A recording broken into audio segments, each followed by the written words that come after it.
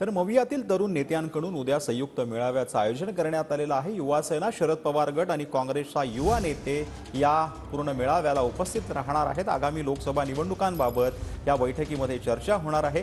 मुंबईतील यशवंतराव चव्हाण प्रतिष्ठानच्या सभागृहात हा संयुक्त मेळावा जो आहे तो आयोजित करण्यात आला।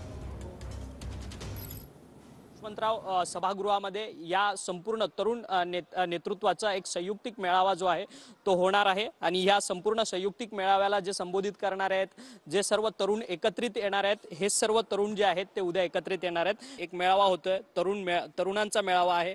अनेक पक्ष जे आहेत ते फोडले गेलेत या सगळ्या 5 वर्षाच्या राजकारणामध्ये आणि त्यातच आता सगळे तरुण एकत्रित येऊन महाविकास आघाडीचे तरुण एक वेगळा संदेश देण्याचा प्रयत्न करत आहेत। महाराष्ट्रामध्ये आता जे गलिच्छ प्रकारचं राजकारण चाललंय, या राजकारणाला महाराष्ट्रातला युवक हा कंटाळलाय, तो अस्वस्थ आहे आणि त्या माध्यमातून सर्वच, फक्त आम्ही 3 पक्ष हे महाविकास आघाडी म्हणून पुढे येतोय, पण समाजवादी असेल, त्यानंतर आम आदमी पार्टी असेल, शेतकरी कामगार पक्ष असेल आणि वंचित बहुजन आघाडी असेल, याच्या देखील युवक अध्यक्षांना आम्ही निमंत्रण पत्र विनंतीचं पाठवलेलं आहे। महाराष्ट्राच्या युवकाच्या हातचा रोजगार हा पळवला जातोय आणि याच्या विरोधात युवकांना एक व्यासपीठ बोलायचं उपलब्ध झालं पाहिजे, म्हणून उद्या महाविकास आघाडीच्या माध्यमातून आम्ही आज इथं पदाधिकाऱ्यांचं फक्त मेळावा, जिल्हाध्यक्ष आणि प्रदेश कार्यकारिणी ह्या 3 पक्षांची आणि आमच्या मित्र पक्षाचे एवढेच लोक या ठिकाणी येणार आहेत आणि त्याच्यानंतर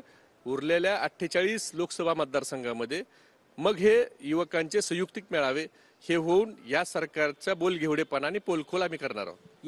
या युवक आघाडींना तुम्ही निमंत्रण केलंय का या सगळ्या संदर्भात तुमच्या सोबत या संपूर्ण मेळाव्यामध्ये जॉईन होण्याकरता? महाराष्ट्रामध्ये महाविकास आघाडी आहे आणि देश पातळीवरती इंडिया अलायन्स आहे आणि जे आमचे घटक पक्ष महाराष्ट्रामध्ये जे आघाडी युथ फ्रंट्स ॲक्टिव्ह आहेत त्या सर्वांना निमंत्रण करण्याचा प्रयत्न आमच्या माध्यमातून झालेला आहे। निश्चितच युवा सेनेची ताकद ही फक्त मुंबईपुरती मर्यादित नसून संपूर्ण महाराष्ट्रात आहे। कारण तुम्ही बघितलं असाल की जे महाराष्ट्रातल्या युवकांना अपेक्षित आहे, जी एक सरकारकडून त्यांची अपेक्षा असते, ती प्रत्येक गोष्ट ही युवकांपासून लांब चालली आहे। त्यामुळे मला वाटतं हा एक जो प्रयोग नसून तर हा खऱ्या अर्थाने केलेला आम्ही उठाव आहे, जो आम्ही उद्या इथे आमचे काही प्रमुख पदाधिकाऱ्यांच्या उपस्थितीत हा मेळावा पार पडेल।